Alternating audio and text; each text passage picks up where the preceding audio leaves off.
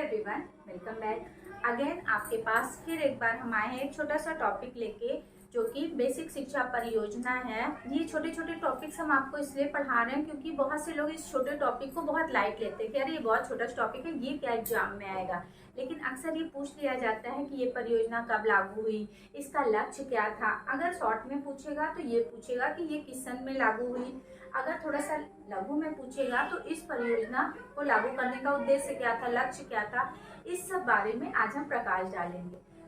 तो I hope आपको ये वीडियो पसंद आ रही होगी। अगर ये वीडियो पसंद आई हो तो प्लीज़ लाइक जरूर कीजिएगा, क्योंकि आपके लाइक से एक मोटिवेशन मिलती है इस तरह की और वीडियो आप तक लाने के लिए।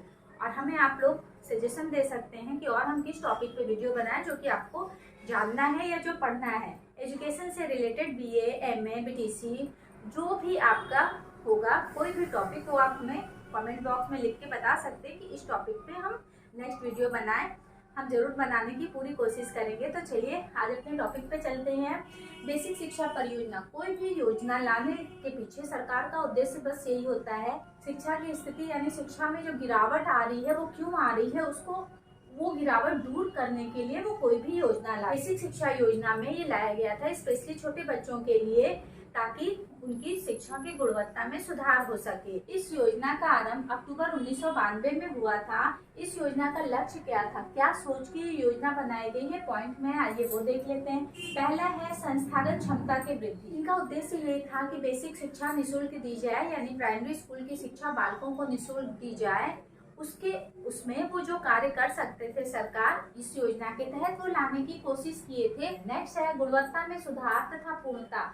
जिस तरह की शिक्षा दी जा रही है, जो सारी सुविधाएं दी जा रही है, उनकी गुणवत्ता कितनी बेटर है इस पे देखना, और अगर बेटर नहीं है तो बेटर बनाना, ये उनका काम था। नेक्स्ट है बेसिक शिक्षा की उपलब्धता में सुधार। जो भी बेसिक शिक्षा में उपलब्धता थी उसमें वो सुधार करने की दृष्टि से देखना चाहते थे। उनको लगता था कि नहीं, जो पढ़ाया जा रहा है वो पर्याप्त नहीं है, या जो सुविधा दी जा रही है वो पर्याप्त नहीं। जैसे अभी ले लीजिए, अभी बहुत से संशोधन हुए हैं, मिड डे मील हुआ है, ड्रेस हुआ है, और ड्रेस सीधे बच्चों के खाते में वो पैसे जाते हैं। ऐसा नहीं कि कोई बीच का है तो वो वहां तक नहीं पहुंच पा रहा है, ये भी नहीं है। बच्चे को आधार से लिंक किया गया है और सारी सुविधाएं जो भी सरकार दे रही है वो सीधे बच्चे के खाते में जा रही, चाहे वो ड्रेस का पैसा हुआ, चाहे कॉपी किताब का पैसा हुआ, सीधे बच्चे के खाते में जा रही है। और भी ऐसी बहुत सी योजनाएं सरकार द्वारा लाई गई है बेसिक शिक्षा में, जिससे बच्चों में ये प्रोत्साहन, बच्चों के साथ साथ गार्जियन में, क्योंकि बच्चा तो छोटा है, उसे क्या पता क्या सही है क्या गलत है, उनके गार्जियनों में को भी इस तरह से प्रोत्साहित वो कर रहे हैं कि वो ज्यादा से ज्यादा बच्चों का एडमिशन कराएं, ताकि जब तक न्यू मजबूत नहीं होगी, हम बहुत अच्छी बिल्डिंग खड़ी कर ले रहे हैं लेकिन न्यू ही मजबूत नहीं है तो बिल्डिंग कितने दिन चलेगी, निश्चित है वो धराशायी हो जाएगी। यही हाल बच्चों का है। अगर उसका न्यू ही स्ट्रॉन्ग, यानी बच्चा छोटे पे ही बहुत अच्छी उसकी पढ़ाई लिखाई नहीं होगी तो बड़ा होके कहाँ से बच्चा अच्छा पढ़ेगा। तो सरकार का सबसे ज्यादा फोकस प्राइमरी लेवल के बच्चों का होता है, और इसी के लिए सरकार टाइम टाइम पे नई नई परियोजना को ले आ रही है। राज्य, जनपद तथा ग्राम स्तर की संस्थाओं का सुदृढ़ीकरण। जो भी राज्य स्तर पे हैं, जो भी जनपद स्तर पे हैं, या ग्राम स्तर पे जो विद्यालय हैं, उनको वो सुदृढ़ बनाने की पूरी कोशिश कर रहे हैं कि इन स्तरों पे किसी भी विद्यालय को ये न हो कि उसकी उपेक्षा की जाए। ये तो मान लीजिए योजना 1992 पे लागू हुई है, इसी को अगर हम आज के दौर में देख रहे हैं तो आज भी यही है। जो भी प्राथमिक विद्यालय हैं उन्हें इंग्लिश मीडियम के तर्ज पे लिया जा रहा है। अधिकतर माँ बाप को लगता है कि उसे किसी इंग्लिश मीडियम में डालें ताकि उसकी इंग्लिश स्ट्रांग हो।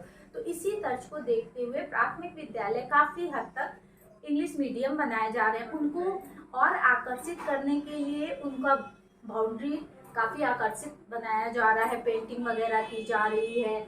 अंदर भी अगर आप जाके देखेंगे तो प्राथमिक विद्यालय अधिकतर बहुत ही ज्यादा सुंदर बनाने की कोशिश की जा रही। उसके पीछे बस मकसद यही है कि बच्चे ज्यादा से ज्यादा आकर्षित हो, यानी वो पढ़ने की तरफ ज्यादा से ज्यादा आए। नेक्स्ट है सार्वजनिक नामांकन। शिक्षा की अवधि की पूर्णता को प्राप्त करना, ज्यादा से ज्यादा बच्चों का नामांकन करना। और ये नहीं कि नामांकन कर लिए हो गया काम ना, नामांकन के साथ साथ शिक्षा की अवधि को पूर्ण करे, मीन्स बालक पूरी शिक्षा हासिल करे, इस चीज पे भी ध्यान दिया जाता है। क्योंकि अक्सर ये होता है, जो टारगेट दिया जाता है कि इनको 100 बच्चों का एडमिशन करना है, हो जाता है एडमिशन, लेकिन उस एडमिशन के बाद वो बच्चा कंटिन्यू ले जा रहा है कि नहीं, ये सबसे मोस्ट इम्पोर्टेंट है। एडमिशन तो ले लेता है लेकिन बच्चा बीच में पढ़ाई छोड़ देता है, तो वो पढ़ाई ना छोड़े, वो शिक्षा की पूर्णता मतलब पूरी पढ़ाई अपनी कंप्लीट करे, इस चीज पे भी फोकस किया गया है इस योजना के अंतर्गत। नेक्स्ट है शैक्षिक नियोजन व प्रबंधन में ग्राम स्तर का विकेंद्रीकरण करना। शैक्षिक जो भी नियोजन बनाया जा रहा है, जो भी प्रबंधन किया जा रहा है, उसमें ग्राम स्तर को इन्वॉल्व करना। ये है आपका बेसिक शिक्षा परियोजना किस सन में लागू हो गई, उसका क्या क्या लक्ष्य था, किन लक्ष्यों को ध्यान में रखते हुए इस परियोजना को लाया गया। अब आइए क्रियान्वयन देख लेते हैं, ये भी पॉइंट में है। पहला है अध्यापक प्रशिक्षण पाठ्यक्रम एवं पाठ्य पुस्तक निर्माण, मूल्यांकन, तकनीकी तथा दक्षताओं के विकास को क्रियान्वित करने हेतु राज्य शैक्षिक अनुसंधान एवं प्रशिक्षण परिषद उत्तर प्रदेश का सुदृढ़ीकरण।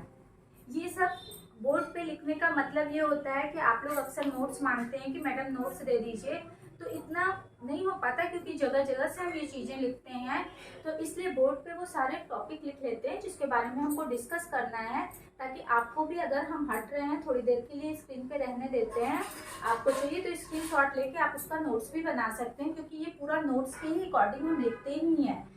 तो इसमें ये है अध्यापक प्रशिक्षण पाठ्यक्रम एवं पाठ्य पुस्तकों का निर्माण करना।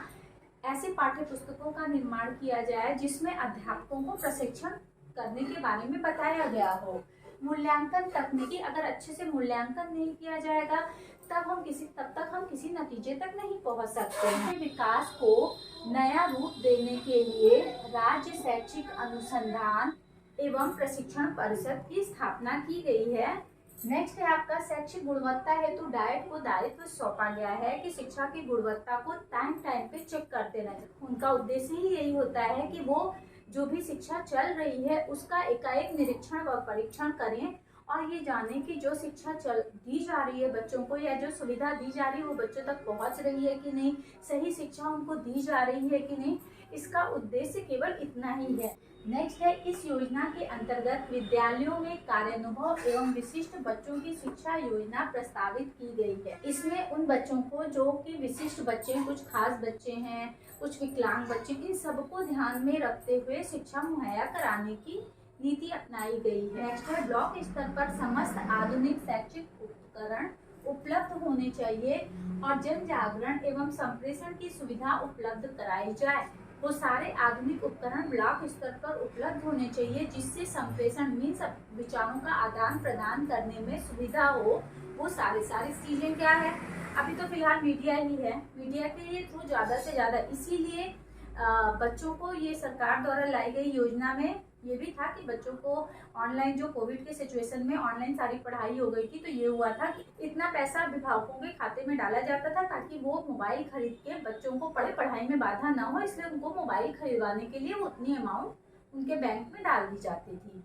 जो भी आधुनिक चीज़ें वो ब्लॉक स्तर पर रखी जाती थी ताकि वो उनके माध्यम से अच्छे शिक्षा बालकों तक पहुंचा सकें। सभी जनपदों में कार्यरत शिक्षकों को नियमित प्रशिक्षण की व्यवस्था की जाए। टाइम पे प्रशिक्षण का मतलब ये होता है कि जो भी नई नीति आ रही है उससे संबंधित प्रशिक्षित किया जाए, और टीचर जब प्रशिक्षण प्राप्त करके कोई चीज पढ़ाने जाता है तो वो दूसरी तरह पढ़ाता है। जैसे हम ले लेते हैं बीटीसी बीएड, क्या है, प्रशिक्षण है। इसमें क्या किया जाता है, एक व्यक्ति को प्रशिक्षित किया जाता है कि वो किस तरह से बच्चों के सामने आए, अपनी बातों को रखे, उनकी मानसिकता को देखते हुए अपनी चीज़ों को समझाए। ये प्रशिक्षण है। प्राइमरी पे बीटीसी है और मिडिल पे बीएड है। ये केवल प्रशिक्षण इसीलिए दिया जाता है कि उन्हें पता हो। अगर आप एक प्रशिक्षित व्यक्ति को पढ़ने के लिए खड़ा कर दीजिए और एक बिना प्रशिक्षण, यानी बिना प्रशिक्षण लिए टीचिंग की कोई प्रशिक्षण उसको नहीं मिला है, दोनों में आपको अंतर दिखेगा। जो प्रशिक्षित व्यक्ति है उसको पता है उसकी बॉडी लैंग्वेज कैसे, उसके बोलने का ढंग कैसे, उसके समझाने का ढंग कैसे, वो हर एक चीज है। इसीलिए सभी जनपदों में जो भी शिक्षक हैं उनको टाइम पे प्रशिक्षित किया जाता है। अभी फिलहाल ये है कि डाइट पे ही लोगों को बुलाया जाता है, उन्हें नई जो भी नीति आती है उसके बारे में बताया जाता है, उन्हें प्रशिक्षित किया जाता है। ऑलरेडी वो प्रशिक्षण लेके ही आए हैं, फिर भी टाइम पे उन्हें प्रशिक्षण दिया जाता है। तो यही वो है कि नियमित प्रशिक्षण की व्यवस्था की जाए, कुछ टाइम के बाद उन्हें प्रशिक्षित किया जाए जो भी नया अपडेट है उसके बारे में, कि आप इस तरह से पढ़ाइए। क्योंकि अब प्राथमिक लेवल का बिल्कुल स्वरूप ही चेंज हो गया है। मॉडल के द्वारा चीज़ों को बताना, समझाना, ऑनलाइन चीज़ों को बताना, समझाना, बच्चे को ऑनलाइन चीज़ों से कनेक्ट करना, ये हर एक चीज़ आ गई है प्राथमिक।